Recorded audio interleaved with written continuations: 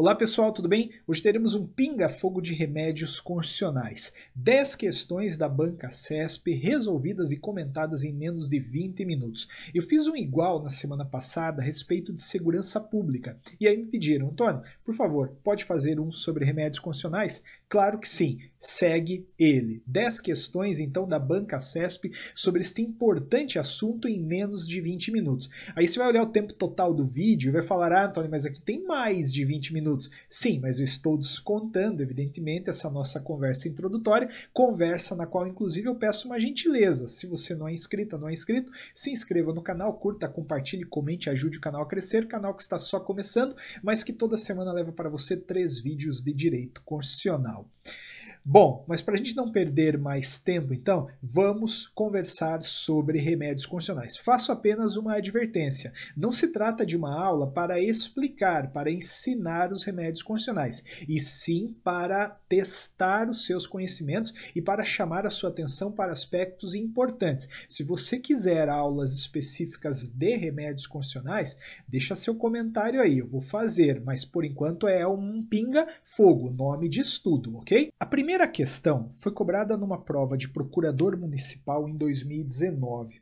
Entidade sindical constituída há menos de um ano e sediada em município da federação tem legitimidade para impetrar mandado de segurança coletiva a fim de garantir direito líquido e certo de seus filiados que tenha sido lesado por ato de autoridade da administração fazendária federal, certo ou errado. Bom, você lembra que o mandado de segurança serve para tutelar direito líquido certo não amparado por habeas corpus ou por habeas data quando tenha sido ele violado por autoridade pública. Basicamente é este o mandado de segurança. O que é direito líquido certo? Bom, direito líquido certo é aquele direito que você tem e que pode ser demonstrado por um documento, ou seja, independentemente de uma prova complexa, uma prova pericial, uma prova testemunhal. Se você então tem um documento demonstrando que um direito seu foi violado por autoridade pública, cabe o mandado de segurança. E esse mandado de segurança pode ser impetrado na modalidade coletiva, o que significa dizer que a decisão ali produzida não vai beneficiar apenas uma pessoa, apenas o impetrante, vai beneficiar uma certa coletividade. Este mandado de segurança coletiva está mencionado no artigo 5º, inciso 70 da Constituição, e ele pode ser impetrado por partido político com representação no Congresso, entidade de classe, organização sindical ou associação legalmente constituída e em funcionamento há pelo menos um ano. Então você percebe que o requisito de um ano é específico para a associação e não para a entidade sindical. Isso significa então que este item é verdadeiro. Uma entidade sindical constituída há menos de um ano pode sim impetrar o mandado de segurança coletivo, claro que pode. Este requisito de um ano é, como eu disse, apenas para a associação. Cuidado, hein? Ali na hora da prova, a nossa atenção se volta para o menos de um ano. E aí você fala, não pode, porque tem que ser mais de um ano. Não, mais de um ano é para a associação, não para a entidade sindical ou mesmo alguma entidade de classe, tá legal? Então, primeira questão, verdadeira. A segunda questão versa sobre mandado de segurança também. O mandado de segurança é o remédio constitucional adequado para garantir o acesso à informação constante de banco de dados de entidades governamentais, uma vez que o direito à informação é direito líquido certo. Olha, eu até concordo que o direito de informação é um direito líquido certo, mas para protegê-lo, no contexto desta questão, garantir o acesso à informação constante de banco de dados de entidades governamentais, aí a gente usa o habeas data, né? Não o mandado de segurança. Inclusive, quando eu explicava para vocês agora há pouco a hipótese de cabimento do mandado de segurança, eu falava que cabe o mandado de segurança para proteger direito líquido certo não amparado por habeas corpus ou por habeas data. Quer dizer, quando eu quero tutelar a liberdade de locomoção, é o habeas corpus. Quando eu quero tutelar o direito de informação, na perspectiva mencionada nesta questão, é o habeas data. Então aqui o item está seguramente errado, tá bom? Vamos para mais uma questão. Mandado de injunção. A concessão do mandado de injunção está condicionada à ausência de norma regulamentadora para o exercício de um direito, ainda que esta omissão seja parcial, certo ou errado. Bom, o mandado de injunção, ele ataca a omissão inconstitucional. Ele ataca a falta da norma regulamentadora. Quando a Constituição te garante um direito, mas condiciona o exercício desse direito a uma lei futura, caso não seja criada a lei, você pode impetrar o mandado de injunção. E aí o Poder Judiciário vai dizer para você como se dará o exercício daquele direito. Você já ouviu falar da discussão em torno da greve do servidor público civil? O artigo 37, item 7, fala que o servidor público civil pode fazer greve nos termos da lei, o que significa dizer que, se tem lei, o servidor público civil faz a greve, respeitando as diretrizes dessa lei. Na ausência da lei, olhando para a literalidade constitucional, o servidor público não poderia fazer a greve. Nesse contexto, ele vem e impetra um mandado de injunção. E aí o Poder Judiciário diz para ele, olha, já que não tem a lei, você pode fazer a greve desde que cumpra os requisitos A, B e C. Especificamente sobre servidor público, civil e greve, o Supremo Tribunal Federal já tem um entendimento de longa data dizendo que, na ausência de lei regulamentando-a, pode ser utilizada a lei de greve de iniciativa privada. E esse entendimento, inclusive, foi externado num mandado de injunção. Então, trocando em miúdos, tenho um direito garantido na Constituição, mas não há uma lei específica para instrumentalizar esse direito, cabe um mandado de injunção. Ele vai atacar, então, a omissão inconstitucional, ainda que ela seja uma omissão parcial. Este item é verdadeiro. Por exemplo, o artigo 40, parágrafo 4º, c, estabelece que lei complementar pode fixar parâmetros diferentes para a aposentadoria de servidores públicos que atuam em contato com agentes químicos, para servidores públicos que atuam em contato com agentes físicos e também biológicos. Esses servidores públicos, eles têm direito de se aposentar antes, mas antes nos termos de uma lei. Se a lei é criada, aí ele se aposenta com base nos parâmetros nela fixados. Caso não haja a lei, ele pode impetrar o mandado de injunção. Imagine que veio uma lei, contudo, e regulamentou apenas a aposentadoria daqueles servidores públicos que trabalham em contato com agentes biológicos e físicos, nada mencionando a respeito daqueles que trabalham com contato com agentes químicos. A gente tem aqui uma omissão parcial, não é uma omissão total. Seria uma omissão total se não existisse lei abordando nenhum desses aspectos, mas há. Só que essa lei abordou apenas o biológico e o físico, nada mencionou sobre o químico. Ora, aquele servidor público que atua em contato com o produto químico, ele pode impetrar o mandado de injunção sim. Nesse caso temos uma omissão parcial, mas não tem nenhum problema, porque a gente viu que pode sim o mandado de injunção ser impetrado nessas condições. Mais uma questão. A sociedade pode acionar o sistema de proteção do meio ambiente e da cultura por meio da provocação ao Ministério Público e também mediante ação popular que vise anular ato lesivo ao patrimônio público. Essa questão ela acabou dando uma certa polêmica lá na ocasião porque ela foi genérica demais. O que a gente tem é o seguinte, a sociedade que quer, por exemplo, proteger o meio ambiente ou mesmo direitos relacionados à cultura, pode fazer duas coisas. Primeiro, pode sim provocar o Ministério Público. Então vai lá e manda um ofício, manda um e-mail, provoca o Ministério Público falando, olha, o meio ambiente na cidade tal está comprometido porque estão poluindo um determinado rio, uma determinada manancial. E aí o Ministério Público pode, querendo, ajuizar uma ação civil pública. Então a primeira parte aí da oração está correta. A segunda também está correta em termos gerais, né? Porque A sociedade pode também ajuizar uma ação popular. Ao invés de provocar o Ministério Público, pode ela própria tomar as rédeas daquilo e ajuizar uma ação popular. Acontece que a ação popular ela só pode ser ajuizada por aquela parte da sociedade que exerce direitos políticos. O artigo 5º, inciso 73, fala que qualquer cidadão pode ajuizar a ação popular. Qualquer cidadão pode ajuizar. E aqui a questão falou em termos genéricos, que a sociedade pode ajuizar a ação popular. Olha, é uma frase genérica que foi dada como verdadeira pela banca. Por quê? Porque ela não estava trabalhando com o detalhe, ela estava trabalhando com a filosofia da proteção. De fato, o meio ambiente, o direito à cultura, pode ser protegido pela sociedade nessa dupla perspectiva. Ou ela vai lá e provoca o Ministério Público, ou ela vai lá, desde que atendido o pressuposto de cidadania, e ajuiza uma ação popular. Então, assim, debaixo de bastante grito, de muito protesto, esse item foi dado como certo. E o importante aqui é você entender, né, revisar também os remédios constitucionais e, a pretexto de fazê-lo, você já lembrou que a ação popular só pode ser ajuizada por cidadão, ou seja, por quem tem direitos políticos em dia. Mais uma questão. Qualquer cidadão brasileiro em pleno exercício de seus direitos tem legitimidade para propor ação popular com o intuito de anular ato lesivo ao patrimônio histórico e cultural.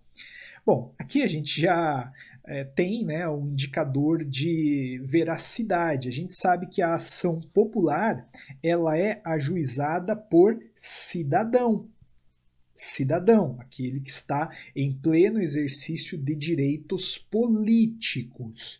Ah, mas Antônio aqui não falou direitos políticos. Tudo bem, mas falou em cidadão, então está pressuposto que o direito ali é o direito político. E a ação popular ela pode anular ato lesivo ao patrimônio público, patrimônio histórico, cultural, meio ambiente ou moralidade administrativa. Então, sem dúvida alguma, este item é verdadeiro.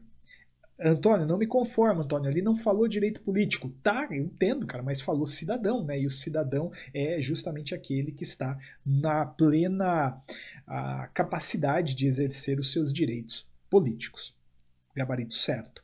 Mais uma questão. A isenção de custas processuais na ação popular para a defesa de interesse coletivo ou difuso inclui o ônus da sucumbência, salvo se comprovada a má-fé. Então, aqui a gente tem um ponto bem interessante. O artigo 5º, inciso 73, quando ele vai falar sobre ação popular, ele fala no finalzinho que fica o autor, salvo comprovada a má-fé, isento de ônus sucumbenciais, isento de custas, isento de pagamento de honorários. O que significa dizer que se eu me deparei com um ato do poder público e eu encarei aquilo como um ato lesivo ao meio ambiente, eu posso ajuizar a ação popular. Se eu perder, não vou pagar nada de custas, não vou pagar honorários para a outra parte. Eu só pago se ajuizei a ação com o propósito de incomodar mesmo, má fé. Isso acontece muito no campo político. Campanha eleitoral, por exemplo, duas pessoas concorrendo a cargos eletivos, e aí uma delas ajuiza uma ação popular em face da outra, uma ação popular mentirosa, dizendo que aquela outra pessoa desviou dinheiro público, só para quê? Só para incomodar e ter ali uma manchete para fazer algum juízo de valor negativo em relação àquele opositor político. Nesse caso, comprovada a má-fé, aí a parte autora paga. Mas quando não tem má-fé, de fato a parte autora, perdendo, não paga nada. Então este item é verdadeiro. A isenção de custas processuais na ação popular para a defesa de interesse coletivo ou difuso inclui o ônus da sucumbência, salvo se comprovada a má-fé. Exatamente, gabarito certo. Outra questão. É vedado ao legislador editar lei em que se exige o pagamento de custas processuais para impetração de habeas corpus. Então, aqui é um pouquinho diferente. A gente viu que na ação popular a gratuidade é apenas para o autor que perde e que está de boa fé. Se o autor de má fé perde, ele é daí sim condenado a pagar custas e honorários de sucumbência.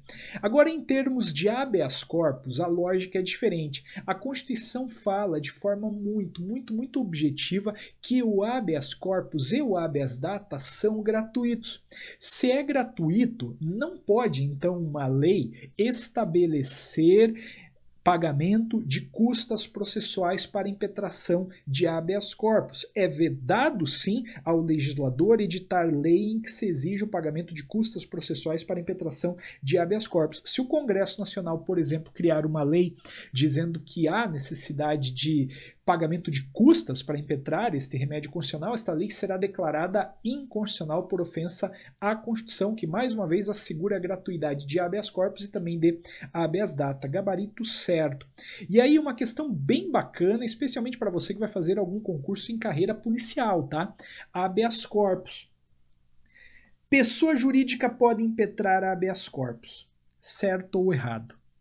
Bom, lá no habeas corpus, a gente tem o seguinte, a gente tem o impetrante, que é a pessoa que aciona o poder judiciário, e o impetrante pode ser qualquer qualquer pessoa. Pode ser pessoa física, pode ser pessoa jurídica, pode ser estrangeiro, não tem nenhum problema, tá? Apenas lembrando que o estrangeiro só pode impetrar em língua portuguesa, né? De outro lado, a gente tem o paciente. O paciente é a pessoa que se beneficia com a ordem. Aqui não é necessariamente qualquer um. Aqui é qualquer pessoa física. Qualquer pessoa física. Então veja que coisa, né? Eu posso impetrar um habeas corpus em favor de alguém. Se você está preso, eu posso impetrar um habeas corpus em seu favor. Nesse caso, eu seria o impetrante, qualquer um, e você seria o paciente, você seria paciente. Eu impetro, você se beneficia com a ordem. Naturalmente, a gente não pode impetrar um habeas corpus em favor de pessoa jurídica. Por quê? Porque pessoa jurídica não pode ser presa. No entanto, uma pessoa jurídica pode sim impetrar um habeas corpus em favor de pessoa física. Então, de repente, a empresa na qual você trabalha, se deparando com a sua prisão, pode sim impetrar um habeas corpus para te liberar. Mas o contrário não poderia, entende? Você jamais poderia impetrar um habeas corpus para defender um direito de locomoção de pessoa jurídica. Por quê? Porque pessoa jurídica não anda, né? Pessoa jurídica não tem direito de locomoção, concorda? E aí, para completar só, existe também o impetrado.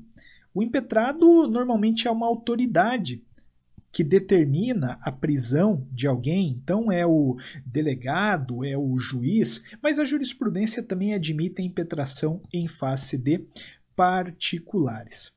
Bom, isso tudo é para a gente lembrar então que sim, pessoa jurídica pode impetrar habeas corpus, claro que pode, mas cuidado, hein? Ela não pode fazer em benefício próprio e ela não pode figurar como paciente. Esta é a ideia. Beleza? Maravilha. Mais uma questão. Sob o aspecto da legitimidade ativa, por meio de habeas data é possível obter informações relativas a qualquer pessoa, desde que as informações sejam classificadas como públicas. Olha, o habeas data é um remédio constitucional que se destina à proteção do direito de informação.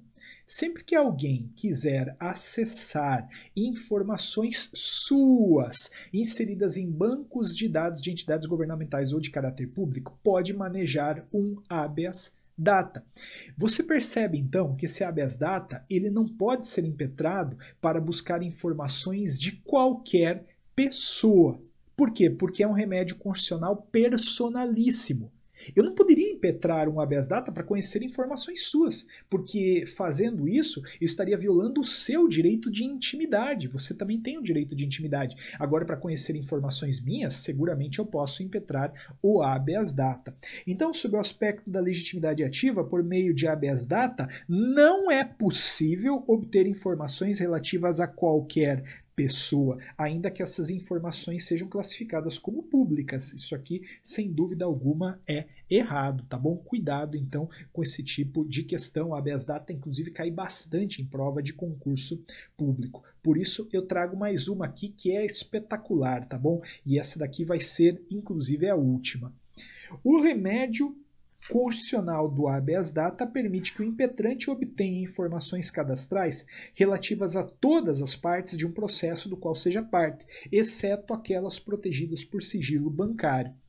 Essa questão, ela está errada também por dois motivos. Primeiro, porque não é de todas as partes. A gente acabou de ver que é uma ação personalíssima, pode ser impetrada pelo titular da informação.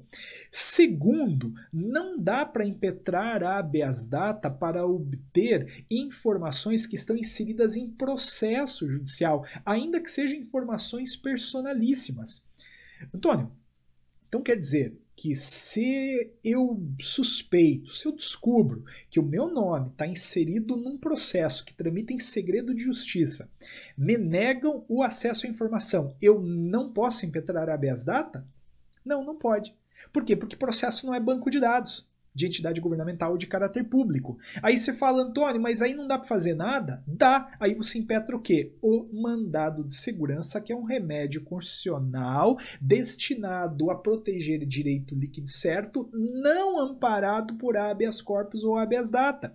Nesse caso, não cabia habeas data, porque nós não estávamos diante de um banco de dados de caráter público, ou mesmo de entidade governamental. Então aí, para proteger este direito de informação específico, vai ser o mandado de segurança. Cuidado, isso aqui inclusive cai bastante em prova de concurso público. Então foram 10 questões de remédios constitucionais neste pinga-fogo. Mais uma vez, não era uma aula para ensinar os remédios constitucionais, era apenas para testar os seus conhecimentos, para relembrar alguns aspectos importantes. Se você ficou com alguma dúvida, é só deixar o comentário, terei o maior prazer em te ajudar. E de novo, né, se esse vídeo fez algum sentido para você, se você gostou, curta, compartilhe, ajuda o canal a crescer, manda para um amigo, manda para uma amiga, isso ajuda bastante o nosso canal, tá bom? Obrigado, um grande abraço, tudo de bom, até o próximo vídeo de Direito Constitucional.